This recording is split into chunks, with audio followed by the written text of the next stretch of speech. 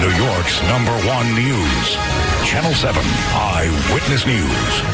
After 2 years, the Mueller report is out. As he said from the beginning, there was, in fact, no collusion. The president calling it a good day. No collusion, no obstruction. But Democrats are seething. They say it's not over yet. The special counsel made clear that he did not exonerate the president, and the responsibility now falls to Congress to hold the president accountable for his actions. Tonight, we break down what's in the nearly 450-page report.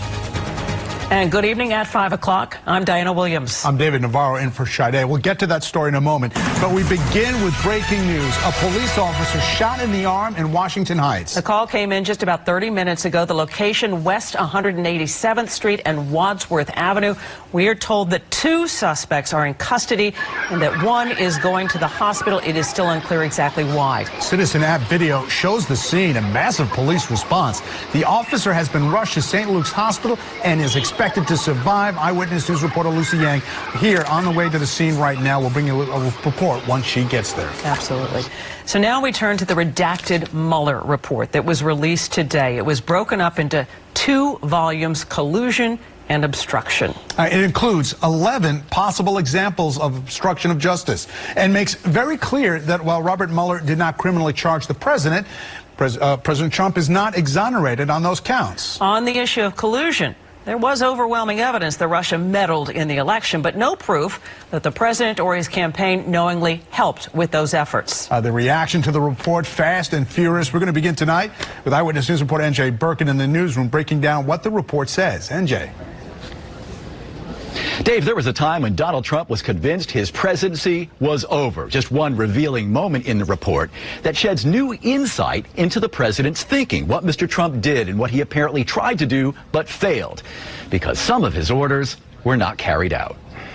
I'm having a good day, too. It was called No Collusion, No Obstruction. The president called it yet another vindication. But the Mueller report reveals that the truth is not nearly so simple, concluding that the Trump campaign had contact with the Russians and that Trump tried to thwart the investigation on several occasions for reasons made clear in the report. When Sessions told the president that a special counsel had been appointed, the president slumped back in his chair and said, "Oh my God, this is terrible. This is the end of my presidency.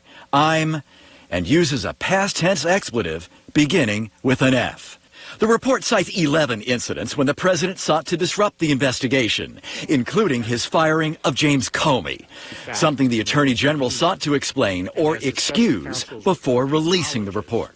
There is substantial evidence to show that the president was frustrated and angered by his sincere belief that the investigation was undermining his presidency, propelled by his political opponents and fueled by illegal leaks. But according to the report, the special counsel was, quote, unable to conclude that no criminal conduct occurred.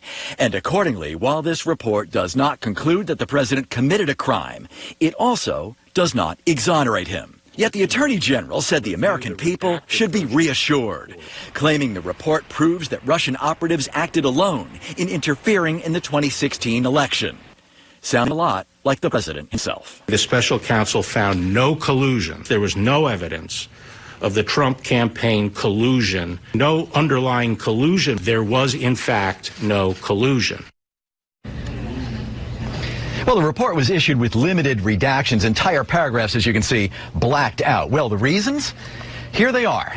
Ongoing investigations, personal privacy, sources and investigative techniques, and grand jury information, which is, of course, kept secret. You can see a full copy of the report on the website, ABC7NY. Diana, Dave? Okay, thank you, NJ. As you know, NJ, the reaction to the report, fast and swift on both sides of the aisle. We've got Eyewitness News reporter Stacey Sager. She's continuing our coverage live from Massapequa Park with more on what members of Congress had to say today. Stacey?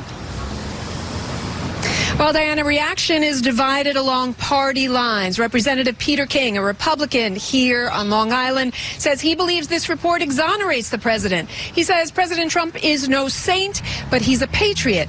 Democrats, meanwhile, say there's too much bad behavior to ignore, and they're not letting it go. 23 months and 2,300 subpoenas later, the Mueller report is out, and the spectrum of political reaction in Congress just as broad as the 448 pages released today, pages that Democrats are already citing voluminously. The report concluded there was substantial evidence, in quotes, that President Trump attempted to prevent an investigation into his campaign and his own conduct. Page 76, page 78, page 90, page 157, volume 2. House Judiciary Chairman Jerry Nadler already requesting in this letter that Mueller explain his conclusions directly to Congress. Here in the tri-state area, Democrats piling on. The report shows an attack by the Russians on our democracy, a concerted and focused attack on America with the express purpose of aiding the Trump campaign. Not to mention repeated suggestions in the report that President Trump sought to obstruct just didn't succeed, protected by the aides who refused to help him.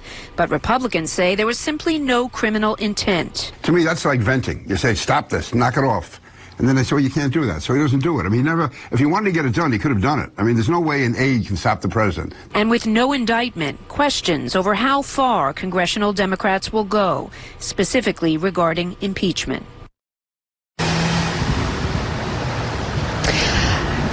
And today, Speaker Pelosi and Senator Chuck Schumer decided to focus instead on the Attorney General's spin on the Mueller report, stating, quote, as we continue to review the report, one thing is clear. Attorney General Barr presented a conclusion that the president did not obstruct justice, while Mueller's report appears to undercut that finding. Once again, Mueller has been asked to testify before the Judiciary Committee. He's been asked to do that by May 23rd. We're live in Massapequa Park. I'm Stacey Sager, Channel 7 Eyewitness News. Thank you, Stacey. Well, right after the release of the Mueller report, the report itself, the special counsel and Attorney General William Barr quickly became the top searches on Google. And one of the top questions, who appointed William Barr? Well, the answer, President Trump appointed Barr. He's newly appointed to the position. He's confirmed as Attorney General on Valentine's Day. Barr also served as Attorney General under the late President George H.W. Bush. Another top question searched on Google, where can I get the Mueller report?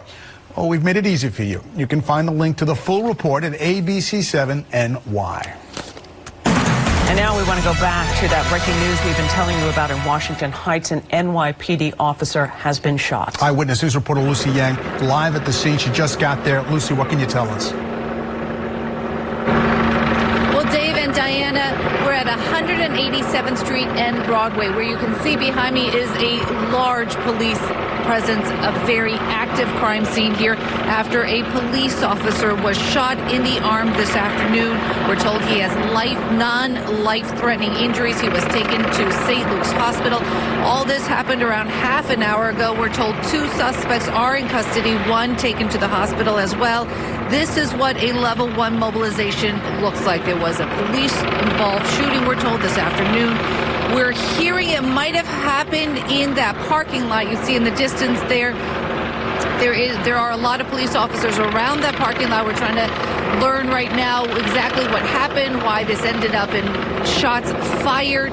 There is a tremendous amount of police activity out here. This is 187th Street and Broadway. The address of the shooting, we're told, is 4388 Broadway. Again, we have 1 police officer who was shot in the arm with non-life-threatening injuries. He was taken to St. Luke's Roosevelt Hospital. For now, we're live in Washington Heights. I'm Lucy Yang for Channel 7 Eyewitness News.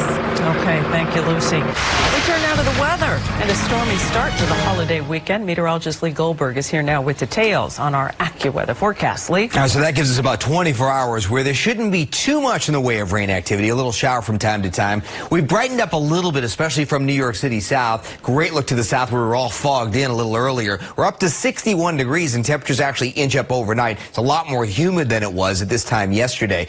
The wind is coming in off the water. There will be some minor coastal potential flooding later on tonight. But look what's going on with temperatures with a warm front trying to creep up through the area. We've got everything from upper 40s in the Catskills, 50 in Bridgeport, to now 80 degrees in Wrightstown. So basically 30 degrees is separated by about 80, 90 miles. So the clearing is trying to push to the north. We're going to have a lot of clouds tonight, though. There's also one more line of broken showers that may sweep through during the evening hours along with that warm front. So a mild evening, not much in the way of rain, maybe just a sprinkle or a little passing drizzle. Temperatures rising through the lower 60s overnight. The coastal flood advisory, parts of Monmouth County, Sasser, the island, New York City, and coastal Connecticut as well. And then a widespread flood watch. This is for tomorrow night and into Saturday morning for an inch or two of rainfall. And it's because of this storm that's now bringing severe weather to the Gulf Coast. Tornado warnings in effect down there right now. We're not going to get that, but we do get some heavy rain. Coming up on AccuWeather, muggy and a couple showers tomorrow, but it's an AccuWeather alert late tomorrow night into Saturday morning. All the details in the 7-day AccuWeather forecast in just a little bit. David, Diana, back to you. All right, Lee, thanks a lot. Following breaking news out of Queens, as police release an image of the man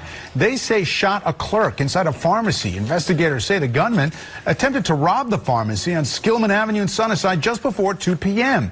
The 27-year-old clerk was hit in the right arm, and he is expected to survive. Nothing was stolen from the pharmacy.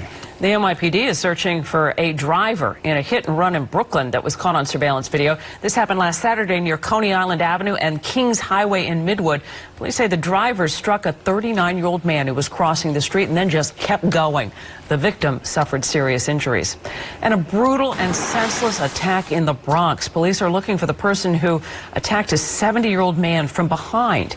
They say it happened Saturday afternoon on 3rd Avenue in Claremont Village. Police say the suspect approached the man from behind, hit him on the head with a stick, knocking him unconscious.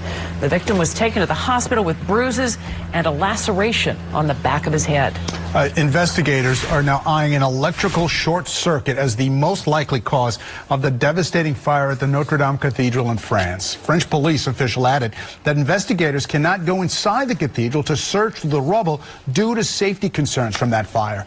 The rector of the cathedral has proposed building a small temporary church on the plaza outside of the Notre Dame Cathedral, so there is a place to worship during the 5 to 6 year restoration process. There's been an outpouring of donations to rebuild the Notre Dame Cathedral, and coming up at 5:30, how New Yorkers have helped and the backlash that some are receiving for donating. Coming up, we're learning new information on the man accused in the St. Patrick's Cathedral incident. And new and next at 5, a brutal attack by a bobcat. A game of golf takes a terrifying turn when the animal pounces on a 6-year-old man in Connecticut. Plus, how investigators are hoping to drum up new leads in a nearly 40-year-old murder case. But before we go to break, throughout this newscast, we'll be giving you a look at the Mueller Report by the numbers. We'll be right back after this.